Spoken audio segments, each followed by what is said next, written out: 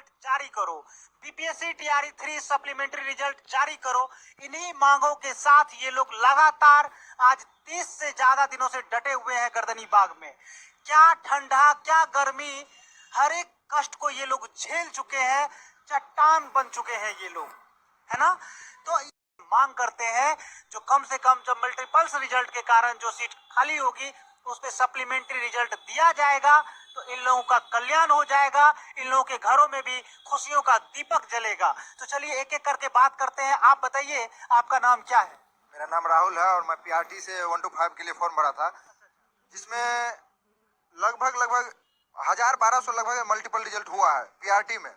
तो हम लोग सरकार से, शिक्षा मंत्री से यही रिक्वेस्ट करते हैं कि सर देखिए, आप 87,000 वैकेंसी निकाले थे, फाइनली आप ज्वाइनिंग कराइए 40 से 45,000 पर। ये कहाँ का न्याय है? आप ही बताइए, 87,000 वैकेंसी निकालते हैं, 66,000 रिजल्ट देते हैं, उसमें भी ज्वाइनिंग कराते हैं फाइनली आप 40 से 45,000 पर। तो बाद बाकी जो आप सीट बचा रहे हो आप टीआरई 4 में ऐड करने की कोशिश कर रहे हैं, लेकिन ऐसा कब नहीं चलेगा, बिल्कुल नहीं चलेगा। और हम लोग सप्लीमेंट्री लेके रहेंगे। ये जो आप कान में तेल डाल के सोए हुए हैं, हम लोग 1 महीना से यहाँ धरना स्थल पर धरना दे रहे हैं, फिर भी आपके पास जाते हैं तो आप बात को बरगला देते हैं कि ऐसे ठीक है, हम ध्यान देते हैं, बात करते हैं, लेकिन ऐसा कुछ नहीं चलेगा। अगर आप चुप बीच हैं तो आपको विधानसभा सत्र में जवाब देना पड़ेगा। इसके लिए आप अभी से तैयार रहिए। जवाब जोरदार तरीके से विधानसभा में उठेगा, अब इसका जवाब देना पड़ेगा विधानसभा में।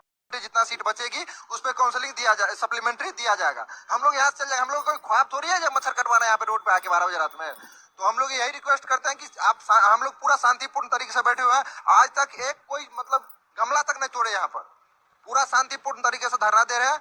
और हम अपने साथी भाई से भी एंट्री की मांग है, चाहे वो बिहार से हो या अदर स्टेट से हो। अदर स्टेट वाले से और रिक्वेस्ट है कि कम से कम आप आइए, टीआरई 4 में मैक्स से हाई चांस है कि डोमिसाइल लग जाए। और कितना अदर स्टेट का स्टूडेंट है जो बोल रहे हैं कि हम ट्विटर कैंपेन चलाएंगे, स्पीड पोस्ट करेंगे। भाई वो अलग मैटर है, मेल से खेल हो जाएगा, इतना जान लीजिए। सिर्फ मेल करने से खेल हो जाएगा।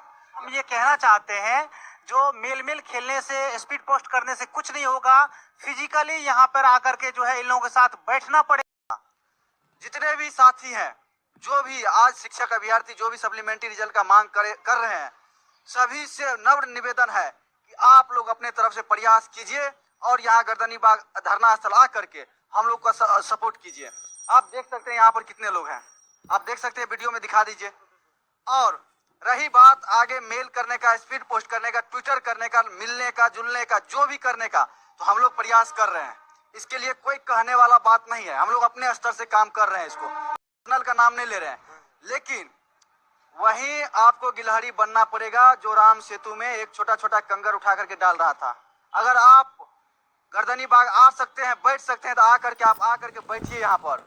अगर आप यहाँ से किसी विधायक से आप मिल सकते हैं तो जाकर के मिलिए, लेकिन प्रयास करते रहिए। जब तक करते रहिए, जब तक यह आयोग, गूंगी बहरे सरकार हम लोगों की बात नहीं सुन लेती है, तब तक आप लोग ये चीज को करते रहिए। सप्लीमेंट्री रिजल्ट जारी कर दे। और यदि शिक्षक वाला का आप लोगों को मुहिम पसंद आ रहा है, हमारा ये वीडियो पसंद, कुछ एफर्ट लगा रहे हैं, तो हमारे चैनल को परसों जो है वो जजमेंट क्लियर हो गया है कि और रिजर्व करके रख लिया गया है उच्च न्यायालय के जज द्वारा कि भाई क्या डिसीजन हो रहा है, क्या नहीं हुआ। आप लोग जो है वो लाइव के द्वारा जो आप लोग देखे भी होंगे, क्या हुआ नहीं हुआ, तमाम प्रकार के प्रश्न है कि अब क्या होगा सप्लीमेंट्री रिजल्टों के लेकर। हमारे साथ इसी मैटर के ऊपर बात करने के लिए सीताराम प्रसाद जी, पटना उच्च न्यायालय के एडवोकेट साहब है, जो कि एजुकेशन डिपार्टमेंट का बहुत सारा केस सैकड़ों की संख्या में इनके पास है। सबसे पहले तो स्वागत है सर। धन्यवाद। काफी दिन बाद आपसे मिल रहे हैं, इसके लिए मैं क्षमा चाहूंगा। वाईबी गिरी साहब के पास एक केस था एलपीए का, क्या उसका सुनवाई हुआ? आप भी वहां पे रहे होंगे या फिर रहे, क्या हुआ? देखिए, सबसे पहले तो वाईबी गिरी साहब के पास एक ही केस नहीं है, वो तो सुपर सीनियर है जी। ठीक मैं है, एलपीए की बात कर रहा हूँ, वो जो एलपीए जो एलपीओ के लेकर जो तमाम बिहार के बीपीएससी शिक्षक इंतजार कर रहे हैं जी। देखिए, उस रोज बहस हुए, उसमें हम भी थे जी, कोर्ट में मौजूद थे, क्योंकि मेरे पास भी बहुत सारे कैंडिडेट्स हैं जो कि डेट ऑफ बर्थ से भी छटे हुए हैं। तो उसी केस से सिमिलर मेरे पास भी केस है, तो वही आर्गुमेंट देखने के लिए। तो देखिए, आर्गुमेंट तो बहुत अच्छा ही गया है। अब जज साहब के ऊपर डिपेंड करता है कि वो रिजर्व रख लिया गया है। रिजर्व के मतलब क्या है, रिजर्व क्यों रखा गया है? ये देखिए, कभी कभी बहुत बड़ा सा लॉन्ग मैटर होता है ना, उसको रिजर्व करके रखा जाता है, क्योंकि इसमें बहुत सारे पेजेस की जजमेंट देने होंगे उनको। इसमें जो लॉन्ग जजमेंट पास होगा, हमें लगभग 40-45 पेज से कम का नहीं होगा, तो उसको लिखाने में भी टाइम लगेगा। ठीक है, तो जो प्रोनाउंस लोग सर माफ करेंगे बीच में टोकना चाह रहा हूँ, और कुछ लोग कह रहे हैं कि स्टूडेंटों के फेवर में गया है, तो कुछ लोग ये भी कह रहे हैं कि एक स्टूडेंटों के अगेंस्ट में ही चला गया है। हो सकता है कि स्टूडेंट हार जाए, तो कुछ लोग कह रहे हैं कि सरकार स्टूडेंट जीत रहा है और 4000 के आसपास जो है वो मल्टीपल रिजल्ट देने के लिए, जो सीट पे मल्टीपल रिजल्ट आया था उस पे सप्लीमेंट्री देने के लिए ऐसा कुछ खबर आ रहा है। क्या है हकीकत? देखिए, कुछ लोगों को जो कहना है, लोग पे तो हम नहीं जाएंगे, लेकिन बीइंग ए लॉयर हम भी कोर्ट में ही थे जी। तो फेवर में तो ऑब्वियसली स्टूडेंट के ही जा रहे थे, लेकिन अब वो जजमेंट रिजर्व है, उसमें जज साहब को जजमेंट पास करना है। बहुत सारे लॉन्ग कब जजमेंट तक आने की संभावना है जजमेंट? ये लगभग हफ्ते 10 रोज तो लग ही जाएंगे इसको आने में। मतलब हफ्ता 10 रोज और बिहार भावी शिक्षक है वो इंतजार करेगा। हाँ, इंतजार तो करना पड़ेगा उनको। जी। और इंतजार ही नहीं है, क्योंकि इससे रिलेटेड कनेक्टेड बहुत सारे केस है। जैसे डेट ऑफ बर्थ वाले हो गए, और भी डेट ऑफ बर्थ वाले वेट कर रहे हैं।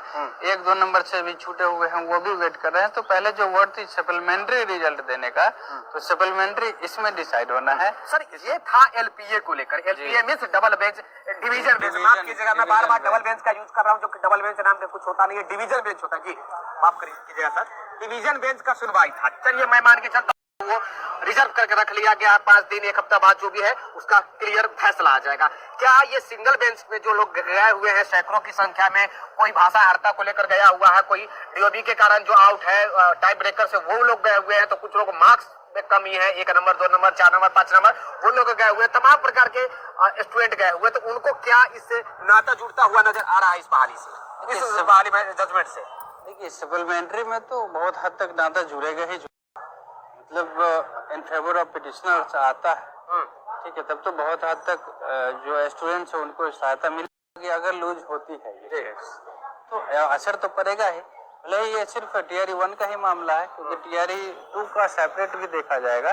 तो टीआरई 2 में कुछ अलग भी हो सकता है, टीआरई 3 में अलग भी हो सकता है, लेकिन टीआरई 1 पे तो असर पड़ेगा। मतलब ये जो एलपीए का डिवीजन बेंच का जो फैसला है, ये टीआरई 1 से जो भी और सिंगल बेंच से जो जुड़े हुए स्टूडेंट होंगे उनसे डायरेक्ट कनेक्शन होगा।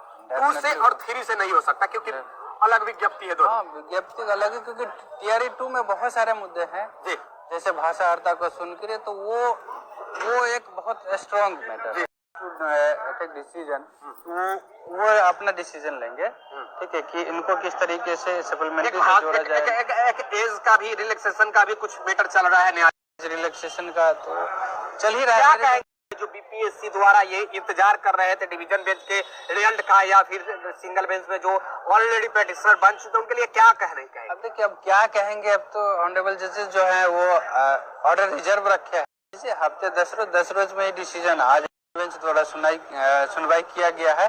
इसके बाद फिर जो आगे की प्रक्रिया, जो सप्लीमेंट्री की और भी केसेस है, उसको मतलब फेज वाइज देखा जाएगा। पास होने की कोई बात नहीं है कि बहुत सारे अभी भी स्टूडेंट के भी फेवर में आ सकता है।